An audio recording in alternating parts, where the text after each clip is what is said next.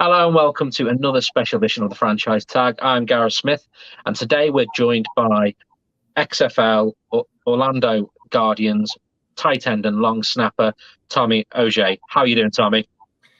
I'm doing well, Gareth. Thank you for having me on. Thank you very much for coming on to speak to me today. I do appreciate it. Starting to ramp up the XFL now. How's training been going? It's been good.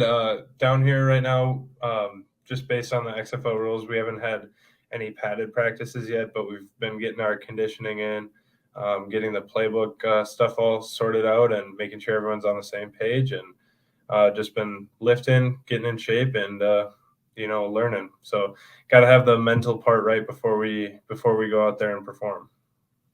And I think that's one of the biggest differences, I think, particularly for us British fans over here who may have never played the game.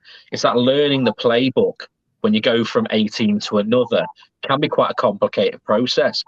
How do you find that when you try to learn a playbook?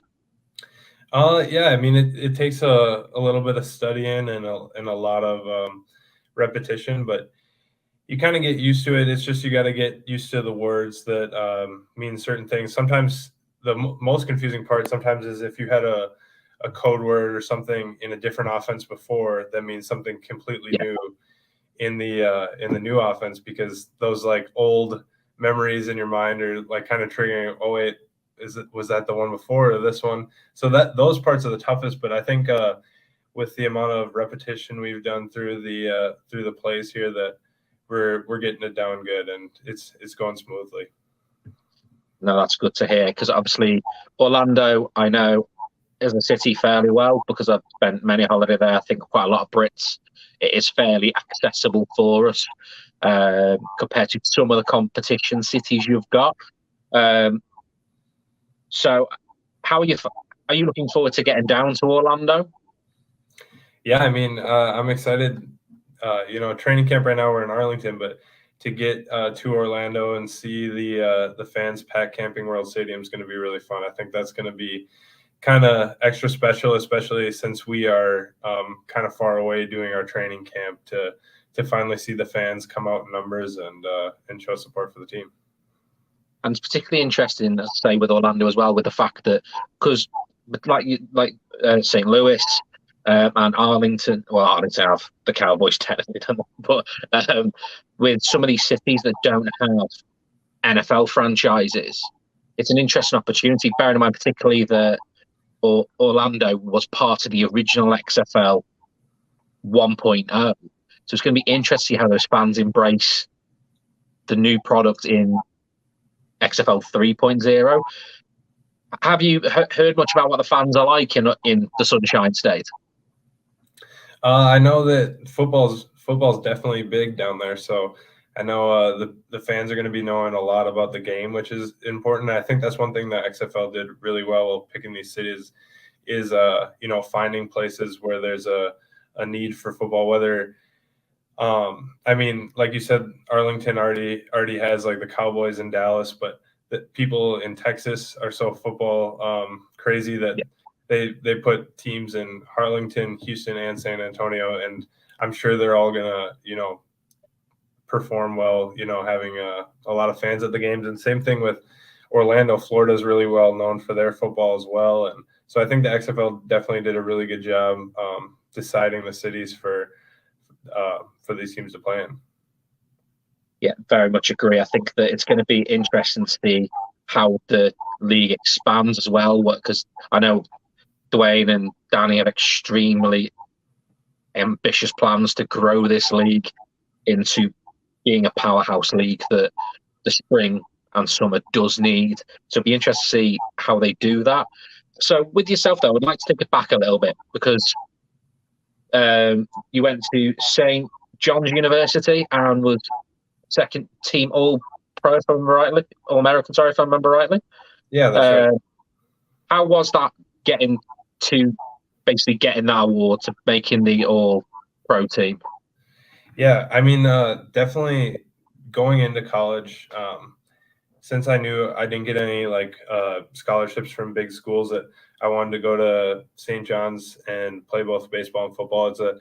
It's a college that's pretty near to my home. My dad attended there as well, so I knew a lot about it. Really liked the coaches.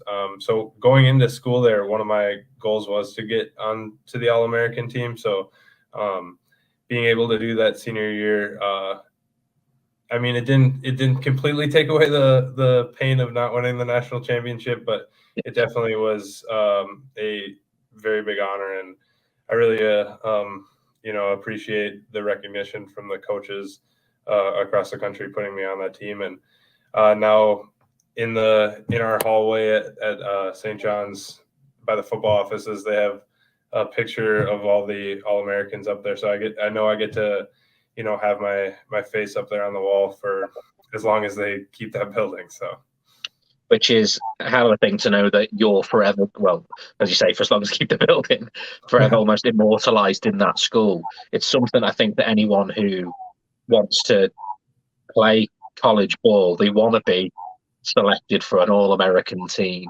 So what do you think it was about your game that year that got you that recognition? I think just the ability to both block and receive, because I think sometimes tight ends see themselves as just one or the other, but I really tried to be as good as I could at both. So I think the tape I put out there blocking and knowing that teams had to focus on that when they were playing us, and then also I think I had like 7 or 8 touchdowns that year in the conference season. So that definitely helped as well. No, very much. And after you graduated, so you did actually graduate with a degree in accountancy, wasn't it, if I remember rightly? That's right. So you went after college and went into the world of working. So how did the opportunity to move to Austria to play for the Cineplex Blue Devils, is that how you pronounce their name? Right. How did that opportunity come about?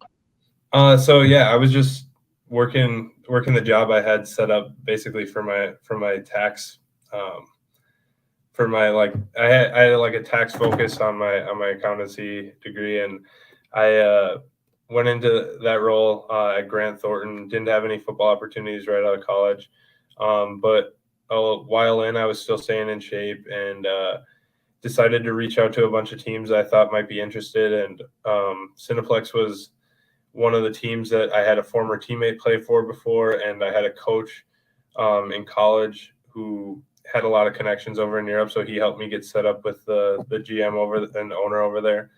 And they gave me a chance to come over and play, and I think I performed well, and that's what's kind of helped me keep moving up in the football world. How was it playing in Austria? What were their fans like? So I was there during the COVID year, so we weren't actually allowed to have fans in the games until the very last game of the year. The government opened up the ability for citizens to go attend sporting events.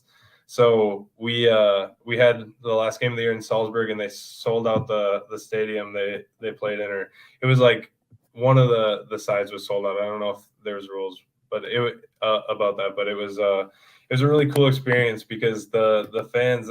I know you guys in Europe love your football, but soccer as we call it here, and they kind of bring that same energy to the stadium for our games, which I thought was really cool.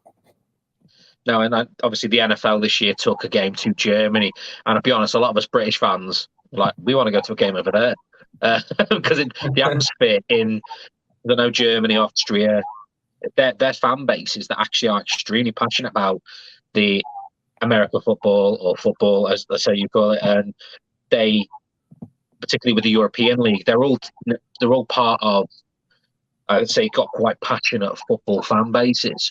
So it is a shame that you didn't get to experience more of that. Because I think it would have been an interesting atmosphere to be playing in, week out. Yeah. So that ended, and you ended up moving on to the Fan Control Football League. So how did that opportunity come about? So I was out in California for a workout called the Hub Football Workout, and there was a few NFL teams there and CFL teams and teams from just a bunch of different leagues scouting there. And that same weekend, I was out in California for that. There was a workout the next day for FCF. So I was like, I'm out in California. I have traveled like all the way here. I'm going to kind of get two birds with one stone. So I went to that workout after. And I guess the coaches liked what I did, especially in the one-on-one drills. And they called me about a week later and offered me a contract, and kind of just went from there. Had a couple different like places I was considering, but ended up the best opportunity I had in football was the FCF. So that's what I decided to go for. And how did you find the FCF as a league to play in? So my teammate from college, my quarterback, he played in it the season prior, and he had really good things to say about it. And so I kind of just asked him questions about it, like, is this good competition, good exposure, and all that stuff. And he said he only had good things to say about it. So I decided, give this a try. And so we then move on from that to the announcement the XFL was coming back. Dwayne and Danny announced that they were looking to, in effect, take the league back and bring it back. How did you feel how soon after that announcement did you hear about it? Was it something you heard quite quickly, or was it something that you didn't hear for a while? Definitely, I always stay updated on all the different leagues that are kind of happening in the football world. So I'm sure I heard about it pretty quickly. And, I'm always excited about stuff like that because the more football opportunities there is in anywhere in the world, really, the better it is, I think, because there's a lot of talent out there right now that's just sitting on the couch without a job. So I think, the more opportunities there is, the better. And I'm definitely super happy to have one of those spots. And we then moved on, and the player pools was announced, and obviously yourself was included in that. How nervous were you as you got closer and closer to the draft? I was definitely stressing about it a little bit because I didn't really have too much of a backup plan planned out. So I knew that there was that kind of a pressure riding on it.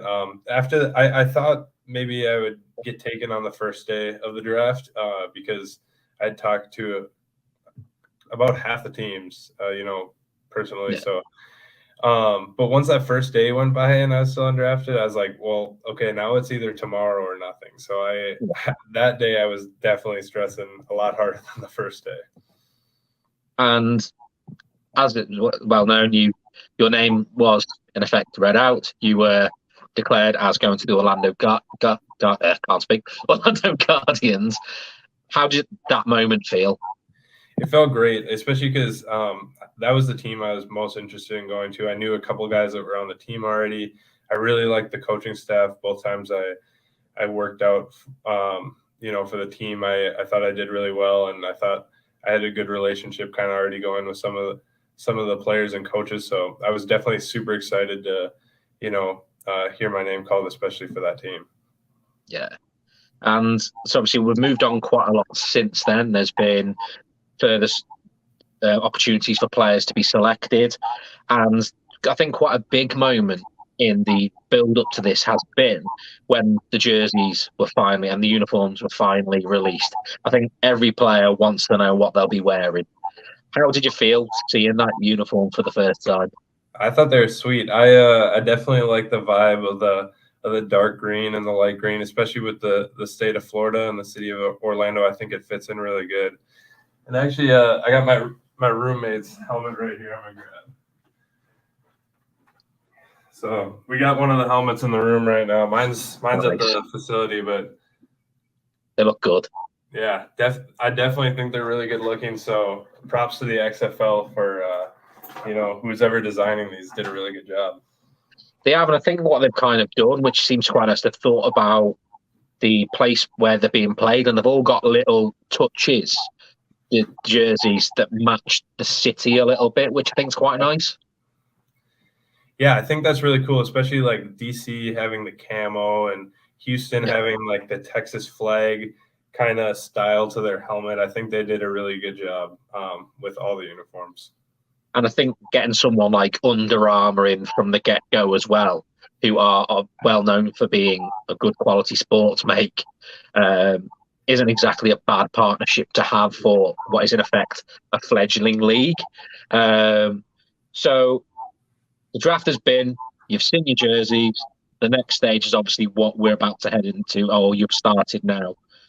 So how has it been meeting your teammates? How have you found them? How's training been?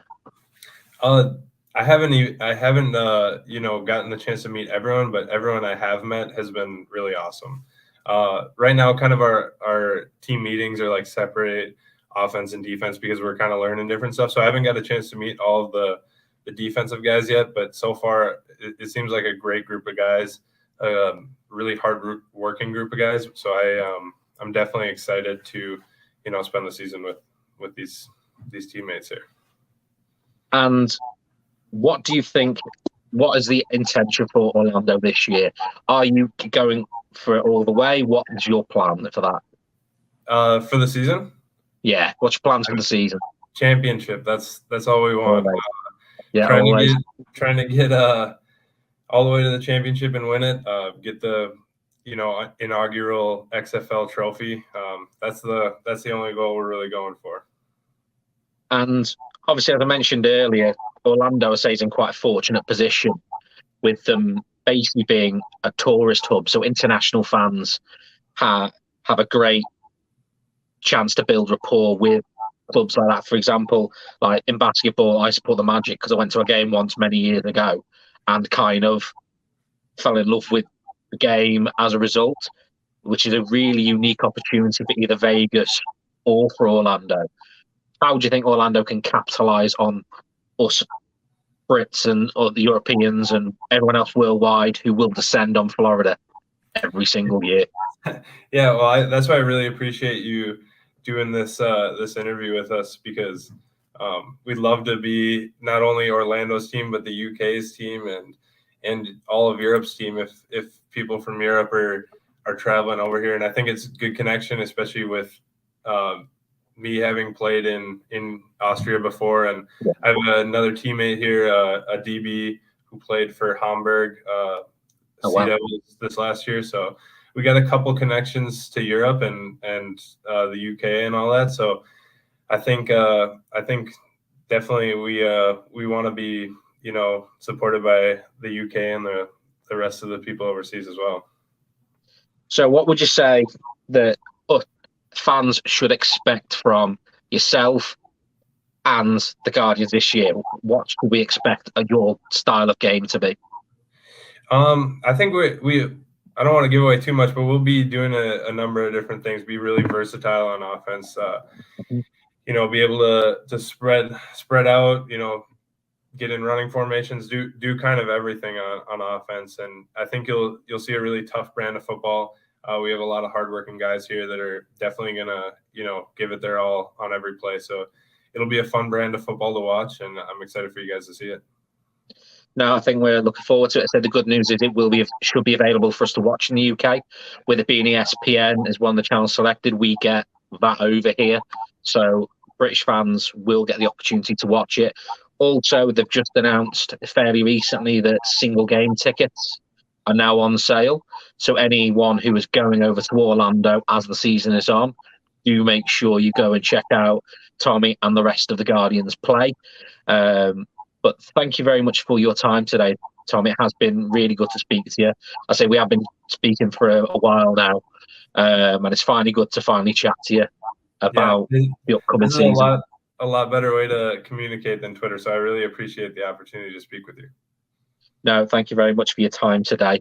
And as I say, anyone who's going over to Orlando, please do go over and see the Guardians. Give them your full support. I've chose the Guardians as my side. I've already asked the Director of Communications when's us Brits able to purchase merch, because we can't get any over here yet. So I've already asked him when that's happening as well. So the second we know, anyone watching, we'll let you know as well. But thank you very much for your time today, and thank you everyone watching. We'll be back very soon with another very special guest.